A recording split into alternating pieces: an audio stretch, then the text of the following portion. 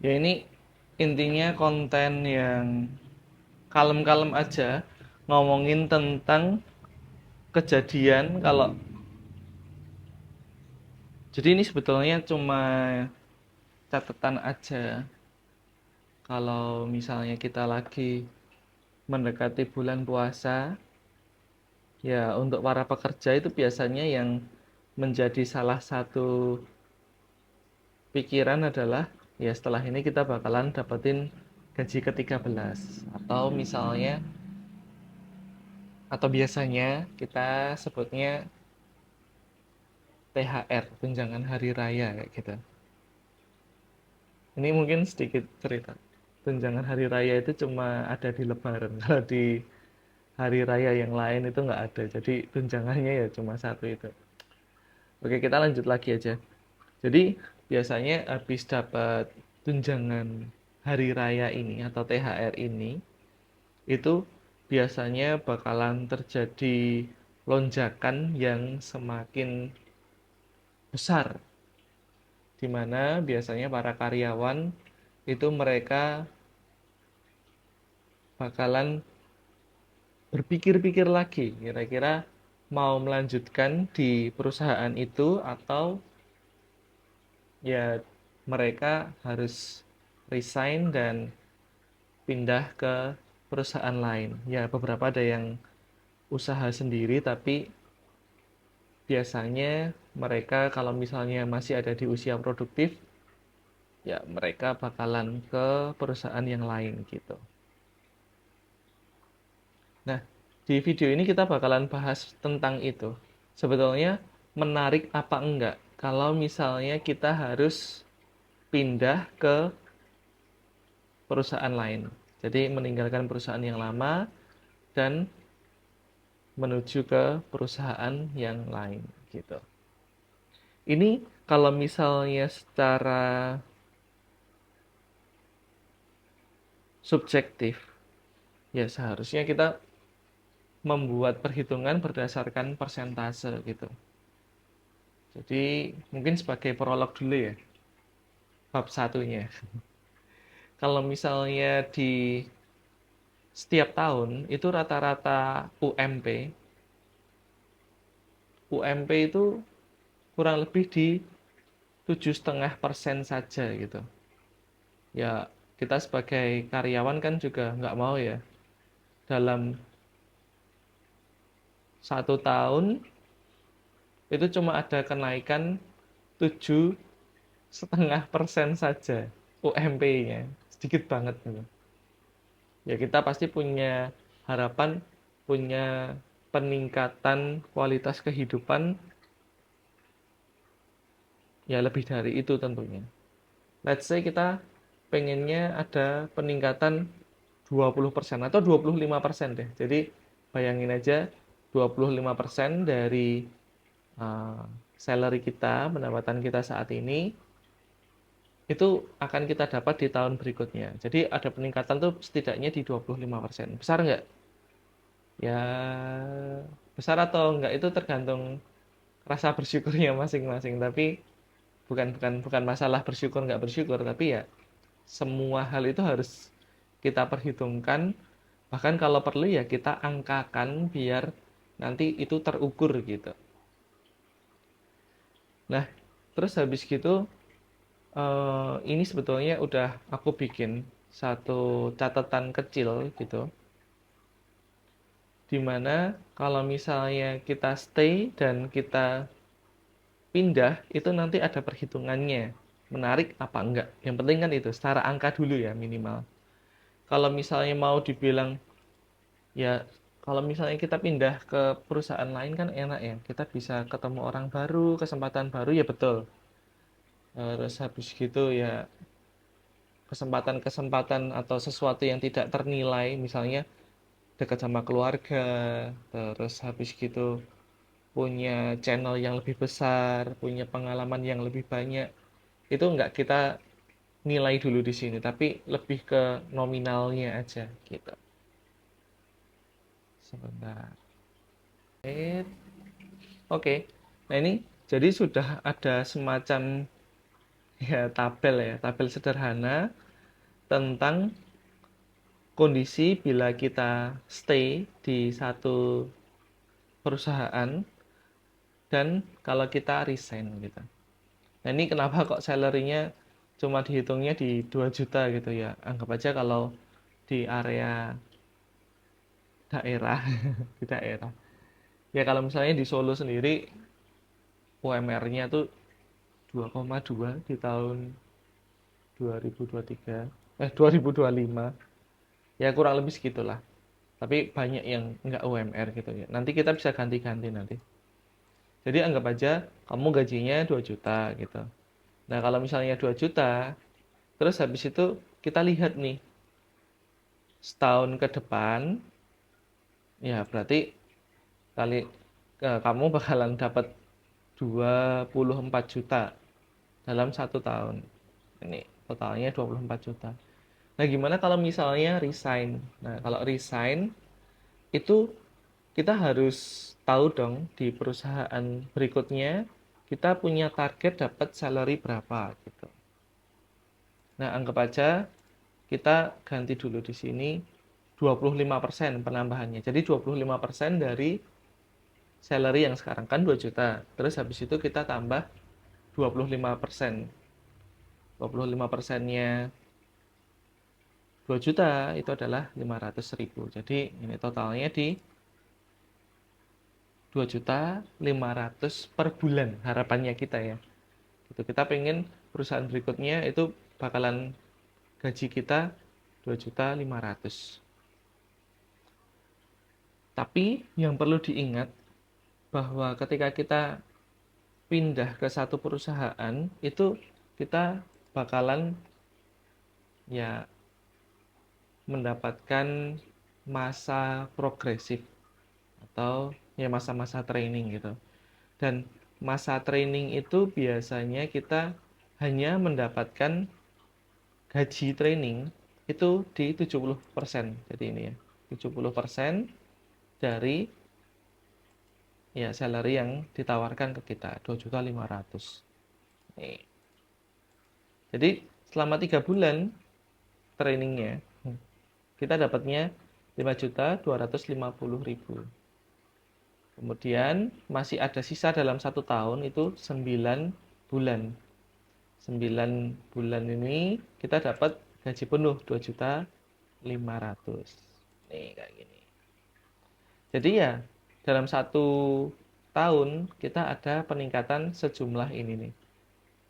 27.750.000 ada peningkatan gitu.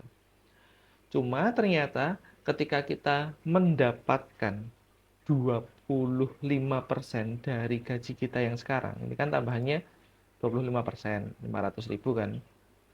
Itu kalau misalnya dihitung dalam 1 tahun, karena kita juga terpotong eh, waktu training, ya ternyata selisihnya itu cuma 15% teman-teman. Jadi 15%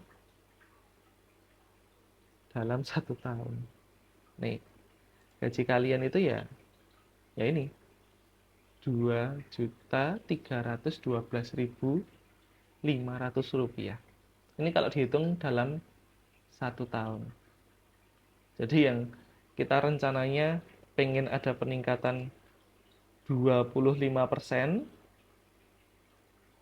ya ternyata ya enggak 25% beneran gitu. Cuma ada peningkatannya di 15% aja. Nah, gimana kalau misalnya kita pengen bener-bener naikin kesejahteraan kita itu di 25% beneran. Berarti ya kita harus punya target yang lebih tinggi untuk kenaikan salary kita. Kalau tadi udah dihitung kurang lebih di 35%. Iya. Jadi kalau misalnya ada kenaikan di bagian sini 35%, itu nanti selisih persen dalam 1 tahun itu di 24,88%. Nih, gaji sebulannya kalau dihitung dalam 1 tahun itu nanti dia sudah mendekati 2.500.000 kayak gitu. Nah, sekarang pertanyaannya, kita sudah mempersiapkan apa atau kita bisa apa atau value apa yang kita punya agar perusahaan yang baru itu mau menambahkan 700.000 rupiah dalam salary kita. Nah, itu yang perlu dipertanyakan. Oke, kita ke sesi yang berikutnya dulu deh. Gajiku kan nggak 2 juta ya. Gajiku misal di 2.500.000. Ya, gitu. Ya berarti ini ada penambahan berikutnya yang harus dicari. Gajiku 3 juta. Oke. Harus tambah 1.050.000. Yang mau gaji, sekarang anggap aja gajinya 3 juta. Siapa yang mau gaji kamu jadi 4 juta ketika nanti kamu udah di tempat yang baru? Kenapa kamu bisa digaji segitu? Gitu. Anggap aja kita kembali lagi ke 2 juta. Nah, jadi gini, ini sudah ada selisihnya juga. Jadi kalau misalnya gajinya 2 juta, pengen ada peningkatan 25%, berarti kita harus punya target 35% lainnya.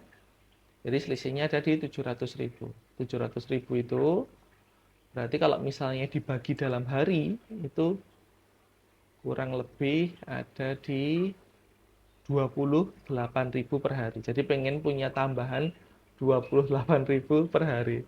Tapi kayak susah gitu ya. 28.000 per hari. Atau mungkin kalau misalnya mau di 3 juta deh. Nih ada selisihnya 1.050.000. Kalau dibagi 25 hari ya 42.000 gitu.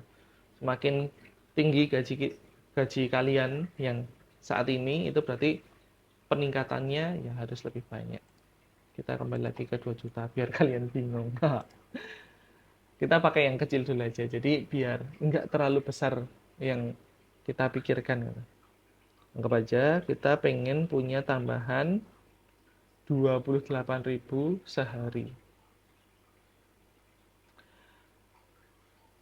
Pilihannya adalah apakah kalian mau pindah kerja atau ya kalian bisa cari side hustle gitu. Cari bisnis sampingan yang bisa menghasilkan 28.000 per hari gitu. Nah, terus habis itu di sini ada beberapa penulisan. Ya pada intinya salah satu hal yang bisa kita lakukan itu adalah kita menjadi affiliate atau afiliator marketing. Kita tulisnya afiliator. Gitu. Bayangin aja kalau misalnya kamu jadi afiliator, kemudian kamu mencoba untuk menjualkan produk dengan harga 68.800 rupiah, kemudian kamu mendapatkan persentase komisinya 10%. Nih, rupiahnya berarti sekian. Berarti dalam sehari ya cuma harus jual 4 piece gitu. Kalau misalnya dalam melakukan kegiatan afiliator ini, yang pertama targetnya cuma 4 penjualan per hari, kemudian kamu bisa lakuin dari manapun, kapanpun, misalnya ya malam-malam gini, tengah malam kayak gini, atau semaumu, mau libur kapanpun boleh, diajari kapanpun, dimanapun, diajari lagi, dilakuin lagi kapanpun, dimanapun, targetnya juga nggak besar-besar amat. Menarik nggak kira-kira? Atau lebih milih, ya udah intinya aku mau pindah kerja aja gitu. Ya nggak apa-apa, semua menjadi pilihan kita gitu. Tapi mungkin kalau untuk saat ini yang aku pikir kayak lebih asik kalau misalnya bisa tetap stay di tempat yang saat ini ada, di mana aku juga udah tahu pola kerjanya, udah tahu jeda-jedanya kira-kira di mana. Aku ngelakuin sesuatu bisa lebih cepat dan ya ketika bisa dilakuin lebih cepat otomatis bakalan lebih banyak waktu yang bisa aku gunain untuk ya jadi afiliator. Ya kurang lebih kayak gitu. Nanti kalau kalian mau tanya-tanya, ya boleh nanti. Salary-nya mau berapa? Salary-nya mau diisi 2.500.000. Nih, tuh. Targetnya berarti cuma 5 piece sehari penjualannya. Kalau 3 juta, nih 6 doang. Aku di Jakarta. Di Jakarta ya 5.500.000 ya. Nih 11. Ya semakin semakin banyak yang kalian pengen tambahkan ya, ya semakin banyak juga effortnya yang harus dikeluarkan. Ya kurang lebih kayak gitu. Thank you for watching. Lihat, peace.